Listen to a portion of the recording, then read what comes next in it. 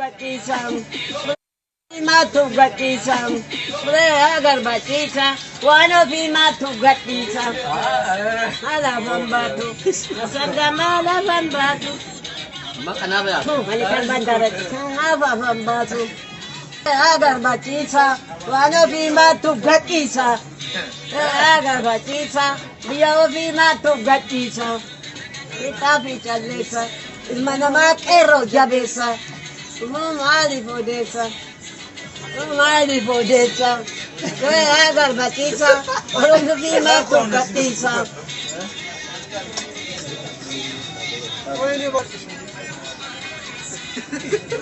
Agar batisa. Orang yama tu batisa. Agar batisa. Orang yama tu batisa. Mama, iskemme.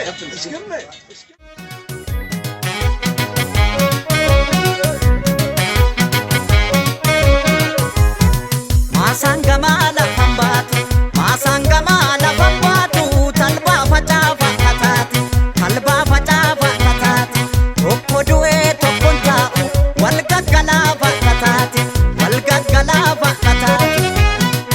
Emule agar batisa, wano pimaltu katisa. Emule agar batisa, wano pimaltu katisa. Masangamala pambatu, masangamala pambatu, talba fatava katati, talba fatava katati. Tokko nyate tokkontau, walgagalava katati, walgagalava katati. Emule agar batisa, wano pimaltu katisa. Emule agar batisa, wano pimaltu katisa. Kana gadita fi alesa, mana makero jabesa. Odu soba malif odesa, sababul kuluma kuresa. Emule agar batisa, biya o pimaltu katisa.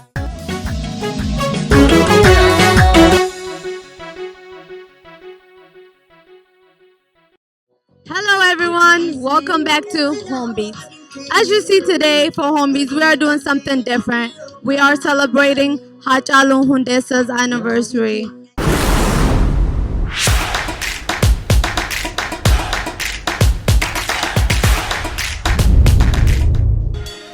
Badamakoti yoy, badabali yoti yoy. Yo bake dugda guppa amakoto o mal kaba oto o bara patan pada makoti yaku pada makoti yaku sanna tirranas pai iftuti yaku cilalu ranas pai iftuti yaku gadam sidin shobai kulluna nae gadam sidin shobai tulluna nae jalala ketif jede wame katae jalala ketif jede ni wame katae roba dabun dandayu bikil tumbuna roba dabun dandayu bikil tumbuna rabbu mattan iseka kiyaf ke kana rabbu mattan iseka kiyaf ke kana Usem bunema anni fulle Chokorsi dallo o margera Ulfa mane jibam bektu Abju kiyanu si argera Ali chirri tu beka isa beka Karado kri itu kate Jala na kitna damase Jamu mabirra natti tate Chome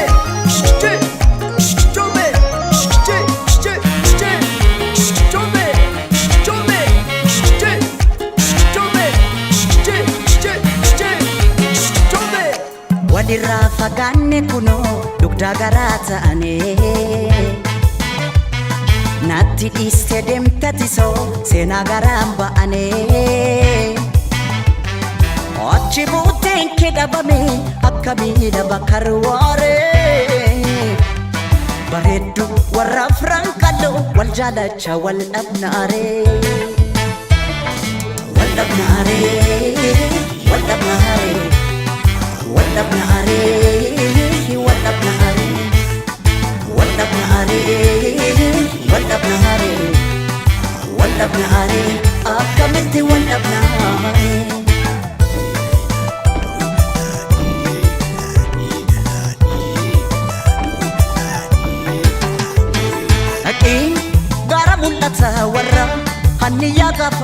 abshir nan jedhan jarri anis abdii horadheen siba barbaachan jabaadhe hayyu ummaa qaban jarri natti mite sonkee ciroo mawwadaayi si dhabeen jiraadhu walloohi billaahi dadariimoo carcareessu mate sonkee si barbaachan joora kunoo ani qeerroon kee natti mite sonkee ciroo mawwadaayi si dhabeen jiraadhu walloohi billaahi dadariimoo carcareessu mate sonkee si barbaachan joora kunoo ani qeerroon kee waldhabnaare waldhabnaare waldhabnaare waldhabnaare waldhabnaare waldhabnaare waldhabnaare akkamitti waldhabnaare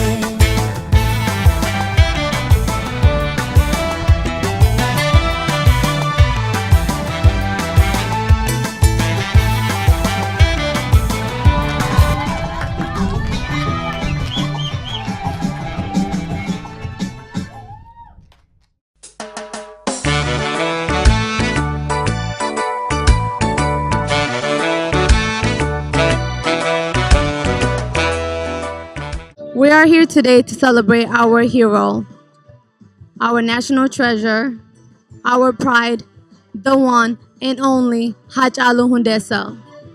As long as we are alive, he lives.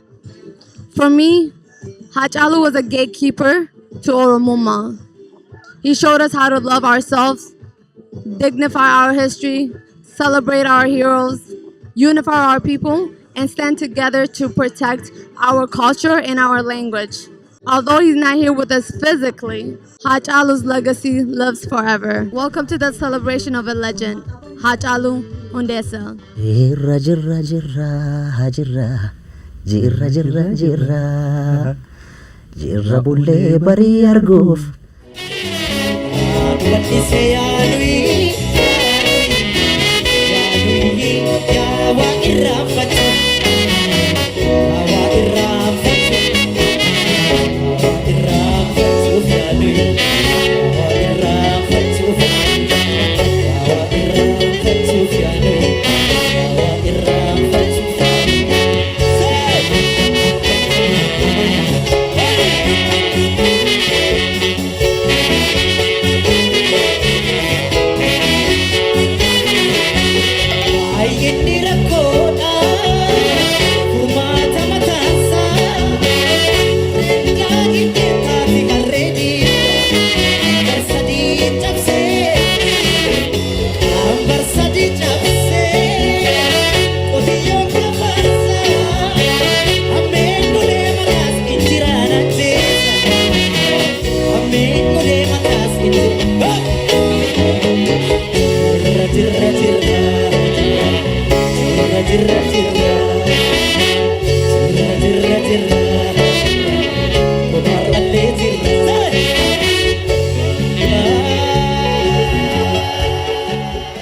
I just want to thank all of you, of course, for being here. I want to give a special shout out to OROMIA Minnesota for collaborating with me. I have Kube organization. So this is a great partnership. We put this together to celebrate Hachalu. And of course, there's a lot of volunteers that were part of this that came through to help out. I just want to thank you guys so much. And the home team, OROMIA11, for standing beside me to do a Homebeatz special to celebrate and show the world a little bit of what Hachalu means to us. So, thank you guys so much. My name is Lummi. I'm here as the OROMIA Minnesota president, and I wanted to quickly just talk about what Hachalu means to me and how this event came about. A lot of us are upset that we have to do this, that we even have to remember someone that's gone. So that's the first thing I want to just speak on. Everything that happened last year was horrible, and we dealt with it. And part of that was losing Hachalu, June 29th, 2020. And ever since then, we've been mourning his loss, dealing with it, in denial of it. And it's been a year of all of that. And for me personally, it's really hard to go through this month and not think about him. And a lot of you, it's the same thing. So that is what motivated Oya Minnesota to do something like this. We reached out to Kube. We wanted to do something special for Hachalu. Indy reached out to me. She wanted to do something special for Hachalu. And the three of us came together and said this needs to happen collectively because that's what Hachalu would have wanted, having us all work together. So thank you again for joining us in this collaborative effort, and hopefully it's a memorable one. Thank you. Thank you, India and Lummi. My name is Ani, and I'm here with Kobe MN. I firstly want to thank all of you guys for coming out today and helping us celebrate this event and remembering and honoring the life of our legend, our hero, our icon, our role model, Hachalu Hundessa. I want to speak a little bit on what Hachalu meant to all of us. I know we can probably all relate here. It kind of felt like him and his music kind of had it's like he had a superpower to be able to bring everybody together.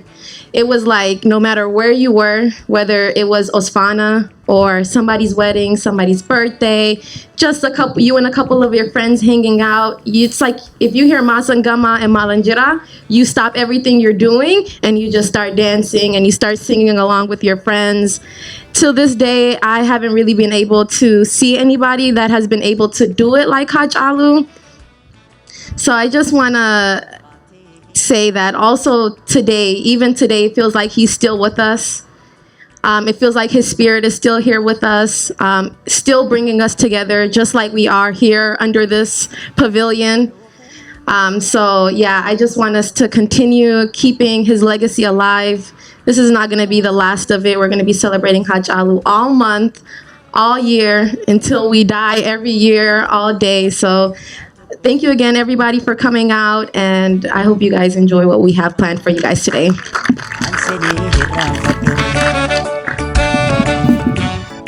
And now let's welcome our host for today for this event, the beautiful Fatuma Vadasso.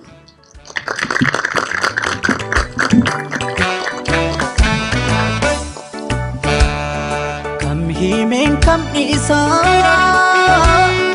Wanati naftaati Rakkanani rakkati Gaddinani gaddite Obseeto Baga nagaan dhuftanii maqaan kiyya Faaxumaa Badhaasoo jedhama.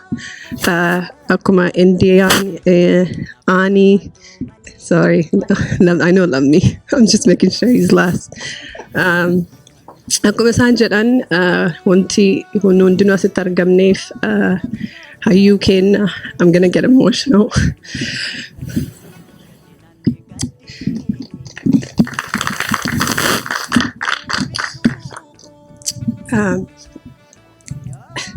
Yaadannoo Hacaaluutiif asitti ol geenne akkuma isaan jedhan isaan walii galanii qophii kana qopheessuun waanuma Hacaaluun fedhu.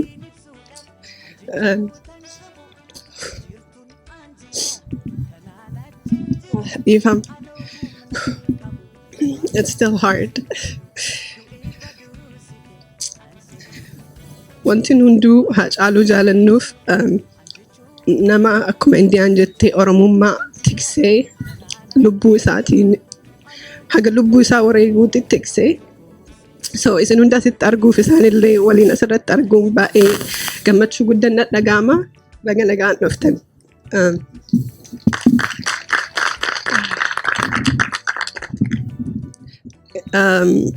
Ana akkuma natti ulfaatu kana akka isinittis ulfaatuun beeka. Qophii isaan qopheessan kun Hacaaluu akka gaariitti aartii inni Oromoo afaan Oromoo, aadaa Oromoo, eenyummaa Oromoo addunyaatti agarsiisuuf guddise of keessaa qaba. Kanaafuu boodarratti haasaa waan godhuuf isinitti hin dheeressu. Kanatti aansuudhaan nama dubbatu keessummaa waamamee asitti argametu jira. Aartii keenya akkuma Haacaaluu karaa adda addaatiin addunyaa mul'isee qabsoo Oromoolee ittiin kakaasee asiin ga'ee Adnaan as jira nu keessa. Adnaanin nu simadhaa akka dhufee haasaa gabaabaa nuuf godhu.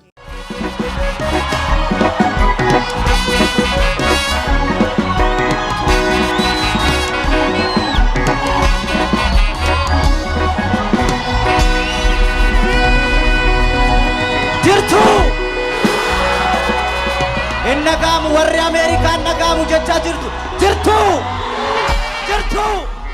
Arraan tana guyyaan kun guyyaa addaati. Kanaaf aduu tana keessa dhaabbannee Haacaaluu obboleessa keenya hiriyaa kiyya jaala qabsoo dhiirummaadhaan onnee guutuudhaan wareegame kana yaadachuudhaaf asitti argamne jechuudha. Hanganumaan beeka. Waan biraa waan hin beekne qabu. Maaliif ammallee irra deebitiin dubbadhaan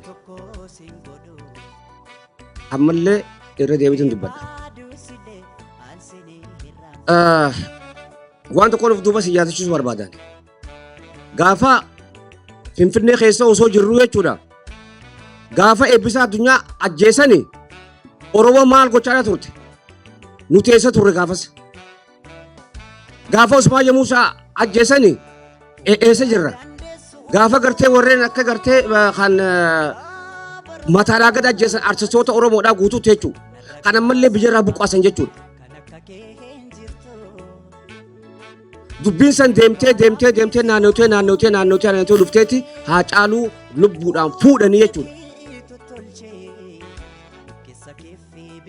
Akkaataa inni itti du'ee waa takka hangammaan tanaa ragaan argame tokkollee hin jiru.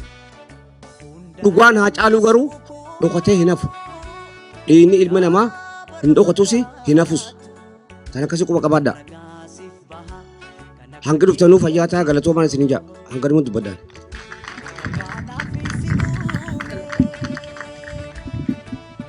Adnaan ammallee naa galateeffadha please. Dhugaa isaatii goota hin bo'aniin geeraranii hangaruu geerarsan beeku.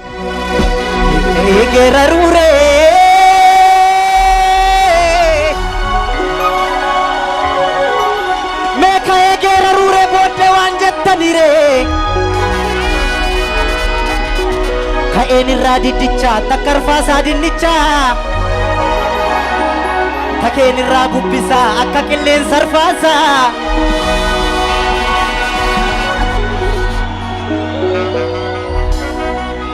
Ijoollee biyya kootii Ijoollee biyya kootii hundumtuu haadhoo kootii Ani maalan godheree maalan gochuu didheree Manni keenya holqaree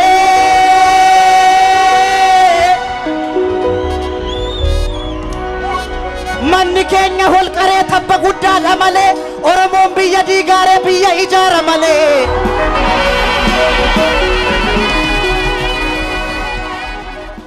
Thank you guys for coming out.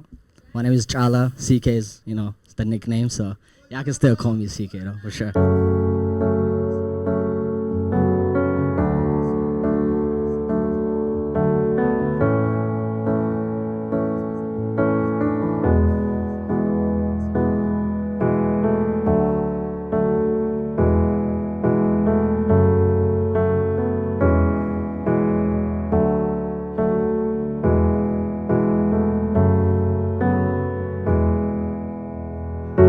I know you wanna share so much, you couldn't wait for them to cut the mics on.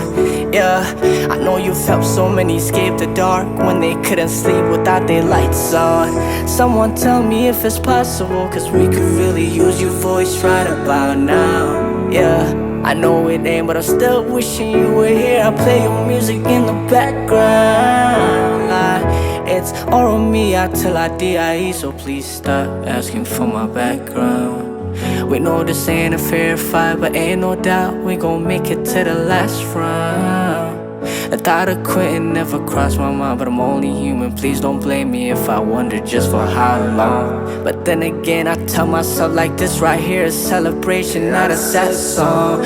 Even though I'm crying real tears right now, yeah. When I think about the fact that you ain't here right now, no, no, no, no. Not the only one who feel what I feel right now. I'm not the only one who feel how I feel right now, right now. I know you wanna share so much, you couldn't wait for them to cut the mics on. Yeah, I know you felt so many escape the dark when they couldn't sleep without their lights on. Someone tell me if it's possible, cause we could really use your voice right about now. Yeah, I know it ain't, but I'm still wishing you were here. I play your music in the background like it's OROMIA till I die, so please stop asking for my background. Look, they probably kill me for speaking like this. Apparently they be dropping a hit they don't miss. I'm starting to believe my government's spying on me. I can't even speak, I half of the things that I see. They leaving my brothers like dead on the street. We getting so numb to the shit, we don't even grieve. And all I can say is remember my name when I leave. Remember the things that I stood for. Got me feeling like Malcolm now, I stay by the windows. No matter the case, OROMIA, yeah, she gon' live long. Hajali, your name is gon' live long. It ain't like before, we know what to die, what to kill for. I swear it ain't like before, we know what to die, what to kill for. Yeah, nah, no matter the case, OROMIA, yeah, she gon' live long. No matter the case, OROMIA, yeah, she gon' live long.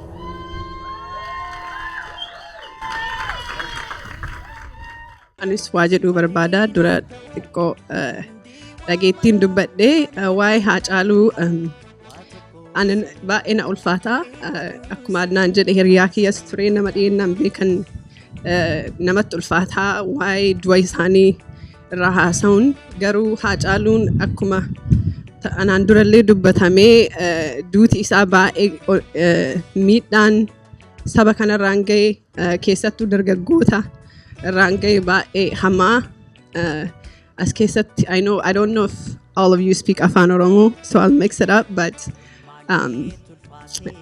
I'm so proud to see you guys here because I know from talking to a lot of the youth, he was one of the key links to, you know, your culture and your language and our art. And I know you guys have carried his legacy along this whole year, have went to protests, have held vigils, have done many different projects and are still, you know, going through with all of that. So I say thank you so much for all of that. Personally, Haacaaluu represents the best of us. He was someone that was an icon, kind of larger than life. He was someone who was also a historian, an artist, you know, an archive of everything Oromo. He was one of those people who dug Oromo's truths from, you know, from non-existent archives in Ethiopia, because Ethiopia historically erases the Oromos, right?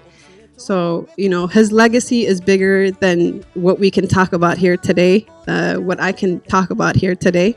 But I just want to say that, as India said, as long as we're alive and as long as Oromos are on this planet and as long as the Oromo nation is here, Haacaaluu's legacy continues. And that's what he would have wanted. Biyyattii kana tiksuufis kan ergatan nuyi, nu cabsuufis kan ergatan nuyi. Xinnaa guddaa caale, guddaatu xinnaate kanaaf rafuu didaa'edha. Rabbitu guddaa nama godha. Anu anan Oromoo irraa dhaladheef Oromoon guddaadha, sabni biraa xiqqaadha jechuu koo miti. Haa ta'uuti garuu qubsuma lafaanis haa ta'u, baay'ina sabaaf sablammii biyyattii kana keessaas haa ta'u, ummatni Oromoo utubaa biyyattii kanaati. Oromoo jirtu, ijoollee Booranaa jirtu, ijoollee Gujii jirtu, ijoollee Shawaa jirtu, ijoollee Arsii jirtu, ijoollee Baalee jirtu, ijoollee Afran Qalloo jirtu, ijoollee Harargee jirtu, ijoollee Iluu Abaaboor jirtu, ijoollee Gamoo Goofaa jirtu, Oromiyaa hundumaa jirtu. Baga jiraatanii.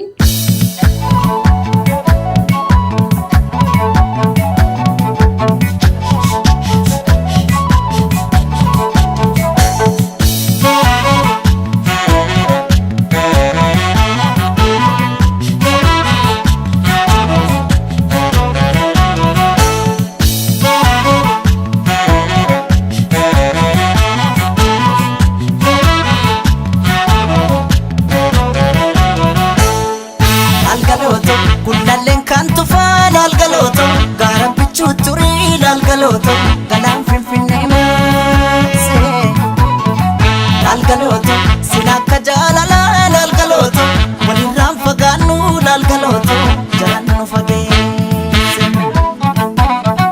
lalgalooto gullalleen kan tufaa lalgalooto gaara bichuu turii lalgalooto galaan finfinnee maasee lalgalooto sila akka jaalalaa lalgalooto walirraan fagaannu lalgalooto jalaan nu fageesse diiganii gaara sanaa gaara diigamuu malee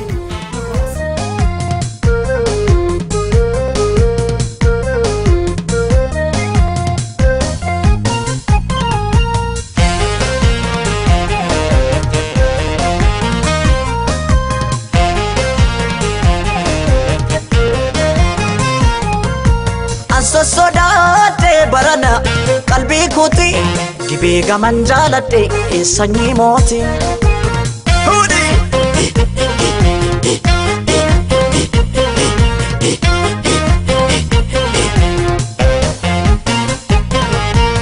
maasoo kun harraa geessi jimma maasoo kun qallatee furdata maasoo kun qallatee furdata maasoo kun namni michuu qabu maasukun hammate dhungata maasukun hammate dhungata jimma jirtatti qubansi qaba biyyaan fagaanne yaada keessanii qobaa gunguma malee maraanne jimma jirtatti qubansi qaba biyyaan fagaanne yaada keessanii qobaa gunguma malee maraanne kan koolaphee sumaaf nuugiituma natti taate kakka suusii buna wayya suusii buna dafanii danfisu maasoofi hafanii raffisu kan koolaphee sumaaf nuugiituma natti taate kakka suusii buna wayya suusii buna dafanii danfisu maasoo dhabnaan akkamiin callisu an sossodaadhe barana qalbii kooti gibee gaman jaaladhe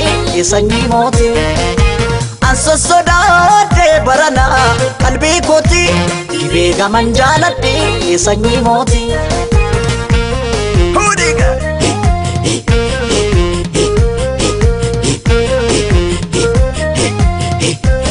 bakkosi hudiga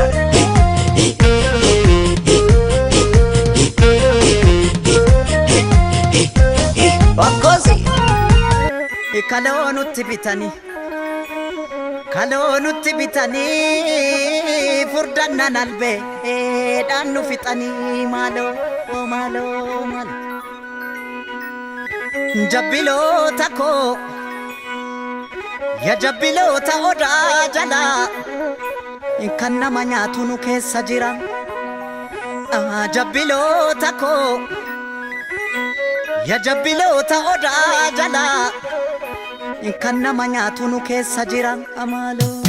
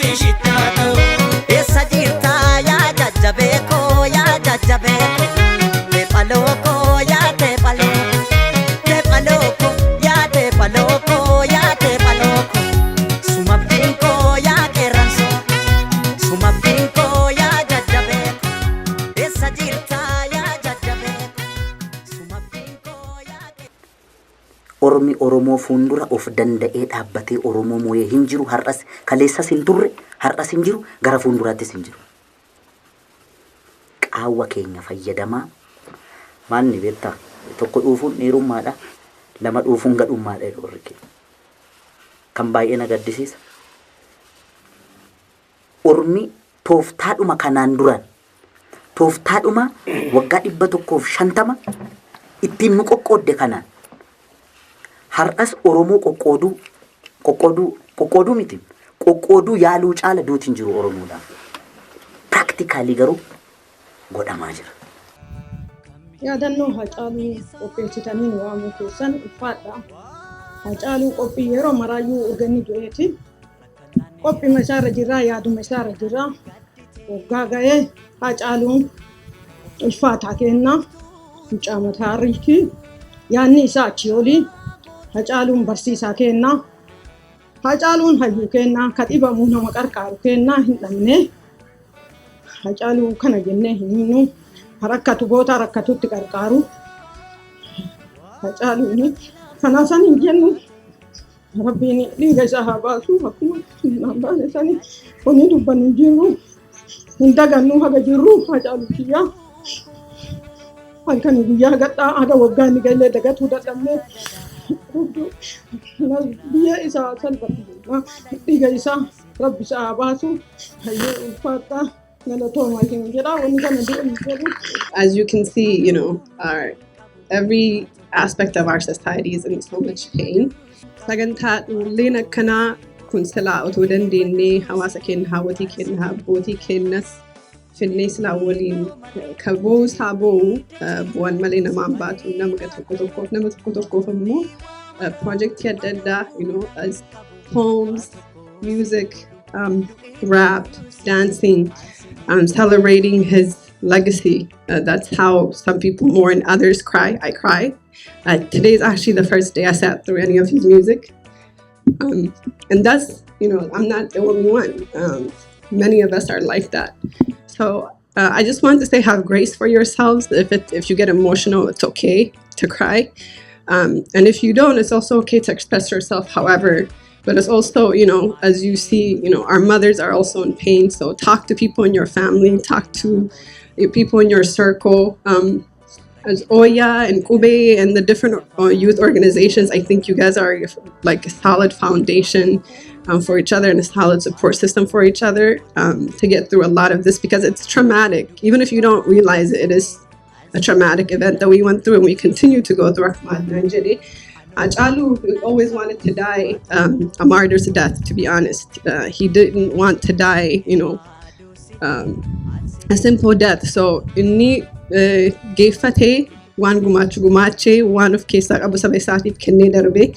Yeroo ammaatitti we have so many, you know, legends, we have so many leaders, we have so many who gave so much to the Oromo cause, who are, you know, locked up behind bars in the tens of thousands. We have people who were instrumental in the Oromo protest who are giants themselves, who are still wallowing behind prison bars. And, you know, we have an obligation to them as well.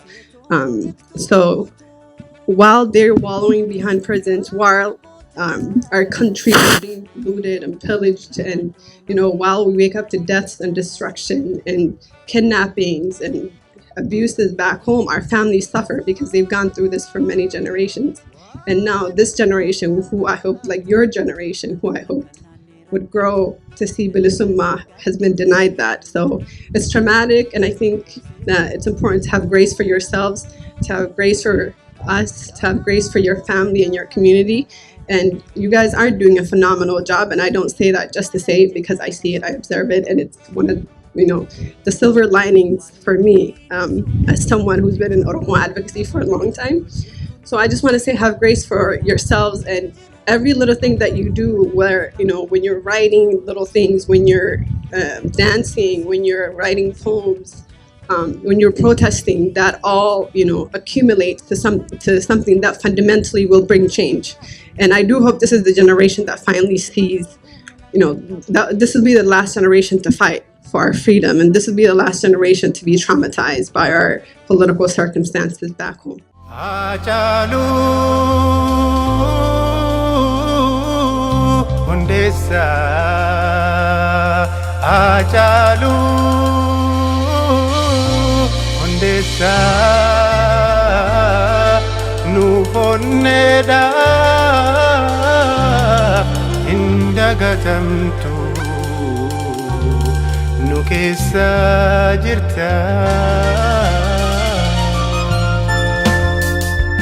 Ajalu Hundesa Ajalu Hundesa Nufoneda Indagatamtu Nukesa jirta Emi falmate Takkan sodane Harkan kennine Inni tasa sigalafate Inni tasa sigalafate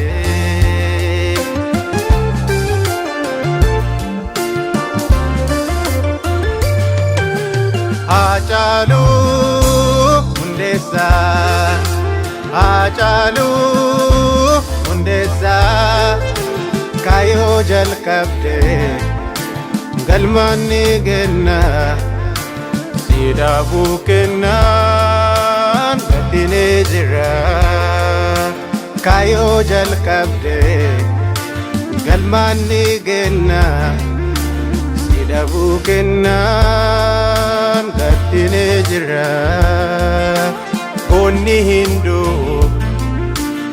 ati kota barabara diyaratamta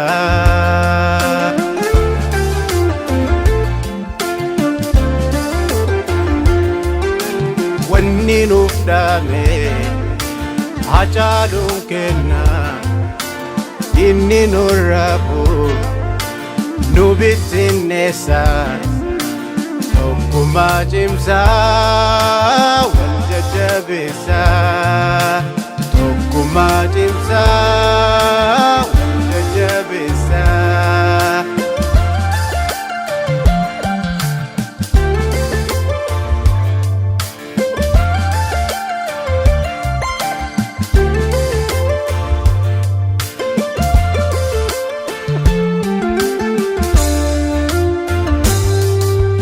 Ajalu Hundesa Ajalu Hundesa Nufoneda Indagatamtu Nukesa jirta Emi falmate Takkan sodane Harkan kennine Inni tasa sigalafate Inni tasa sigalafate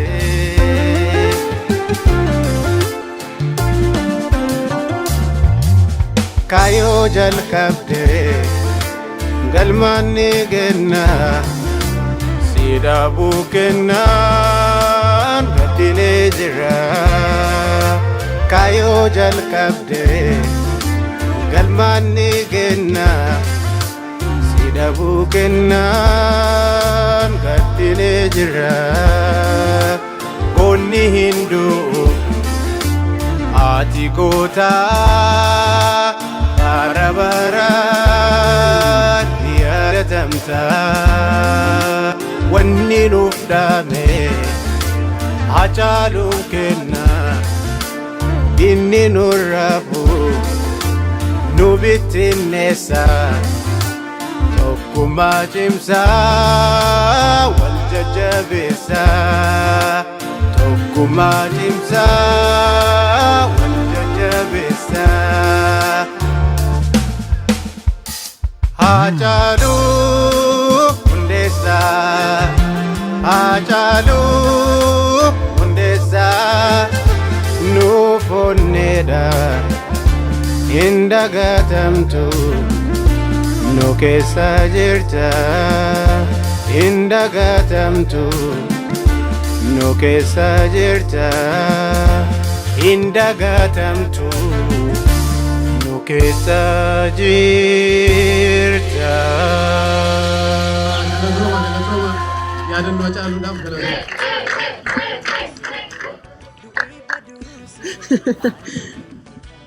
Irra deebisa harka naa dhaafi. Galatoma. That was a lot. That was a beautiful message. Seeing you say deemee akkuma jeejeen jedhee diinni nuuf hin rafu. Oromoon tokko ta'ee gamtaa saniin socho'ee mirga ofii dhugoomsu malee diinni nuuf rafu. Dhaamsanni nu dhaame san sirri madhageennee qalbiifannee jajjabaannee tokko taanee akkuma jeejee nama nu dhaame fuuldura deemuu qabna. Kanaafuu jeejee baay'ee galatoomii sirbi kee baay'ee dhaamsa baay'ee jabaa nuu kennee. Dhaqee cinaachi koo. Dhaqee cinaachi koo yommuu lafa ga'u waan hin rafuun se'a. Nan rafeef hin rafne jechuufis ciisa koorran jira. Maqumaa fanciisa maal rafaa miti gaaffii deebii dhabdeen na keessa marmaarti. Eenyutu eenyuu gadi kanatu na aarsaa maafan aaruu didaa ani ergamuu malee ergachuun dadhabe kanaaf rafuu didaadha. Maal jechuu barbaadetanii biyyattii kana ijaaruu keessattis haa ta'u. Waa hundarratti wareegama qaqqaalii biyyattii kana ijaaruu keessatti qooda olaanaa kan qabu uummata Oromoodha. Haacaaluun osoo isin jiraachuu baattanii bara kana warra Grammy Awardii keessatti nominate keessaa tokko maqaan Haacaaluu ka'ee deddeemaa akka ture ni yaadattan. Eenyutu san godhe osoo nuti cadhifnee sun ni ta'a. Osoo Oromoon rafee sun ni ta'a. Osoo biyya alaa irratti waa hojjechuu baannee wanti sun ni ta'a. Kanaaf jabaa kee, hayyuu kee, artistii keetii fi beekaa kan keetiif sagaleen Oromoodha Oromoo qofa. Kanaaf manguddoo hin laalinaa. Namoota isin dura jiran warra umriidhaan deeme asii dhabne jettanii hin laalinaa. Waan goonu kamuu harka wal qabannee akkuma isin godhaa jirtan kanatti haa goonu. Ulfaadhaa waan kana gochuun keessan artistoonni Oromoo kanneen boodarra jiranis hojii boonsaa ta'e akka hojjetan hamilee isaaniif ta'a. Jabaadhaa fayyaa ta'a galatoomaa ulfaadhaa.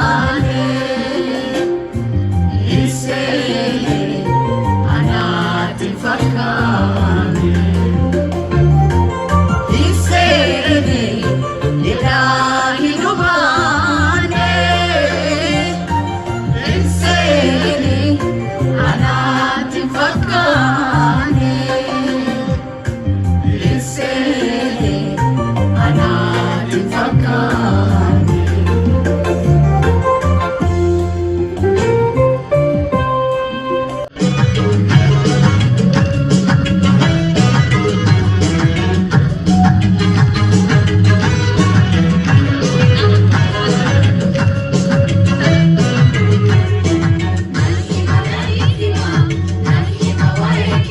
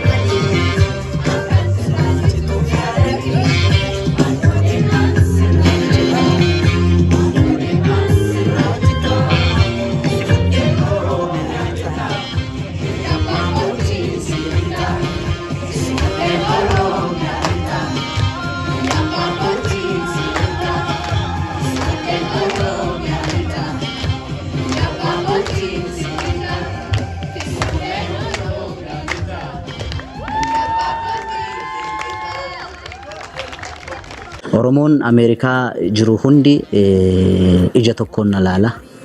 Na jaalata na kunuunfata. Innaan achi deemu dhugaa sitti himuudhaaf baay'ee relax godha. Maaliif teekeeriin natti baay'ata baay'ee na kunuunfatu kunuunsan baay'ee jiru. bakka man deemu hundatti Oromoon kun baay'ee na jaallata baay'ee na kunuunfata. Dirqii dhumaanan asitti deebi'ayyuu malee akkan deebi'uun barbaadani.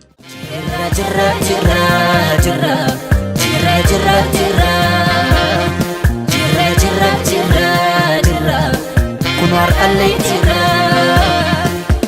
ya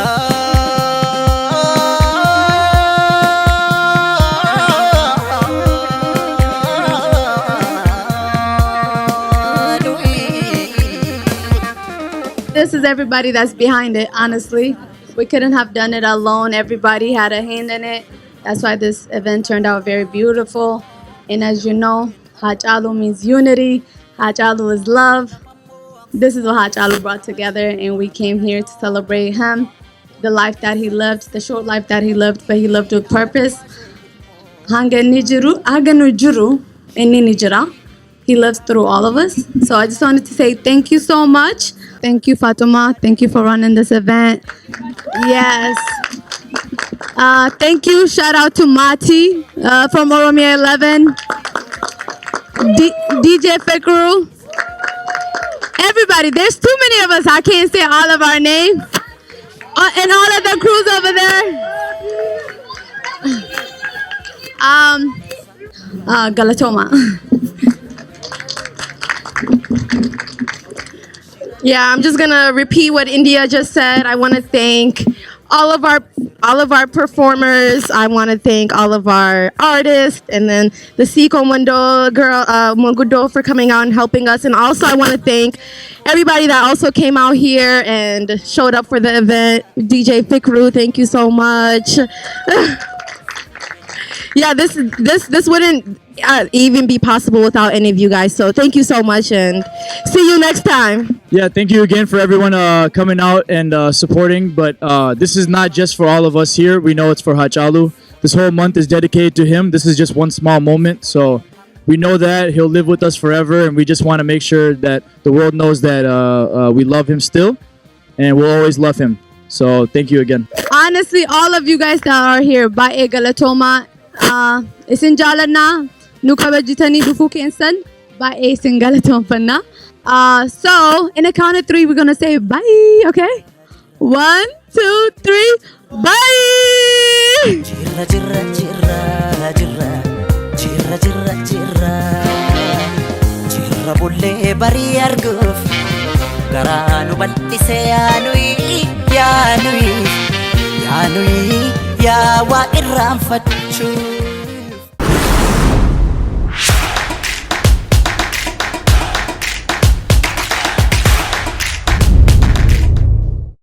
Oromoo sabni koo saba akkaan guddaa gamna baay'uun cuftee sima keessa matee gamna baay'uun cuftee sima keessa matee hidhaa fi ajjechaa nuuf duubaan deebinu hidhaa fi ajjechaa nuuf duubaan deebinu wareegama kenna kerro amma bilisoomu wareegama kenna garre amma bilisoomu.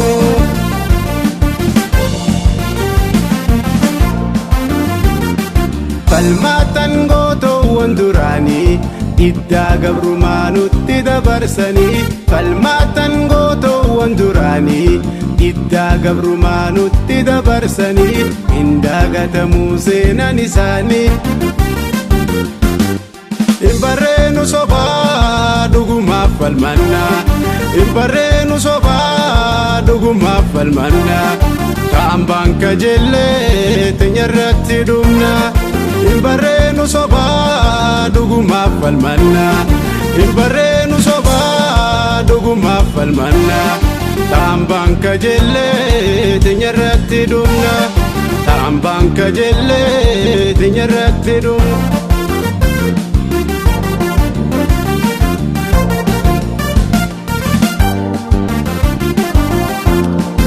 Oromoo sabni koo guddaa Oromoo sabni koo saba akkaan guddaa Gamnaaf fayyuun cuftee sima keessaa matee Gamnaaf fayyuun cuftee sima keessaa matee Oromoo sabni koo saba akkaan guddaa Oromoo sabni koo saba akkaan guddaa Gamnaaf fayyuun cuftee sima keessaa matee Gamnaaf fayyuun cuftee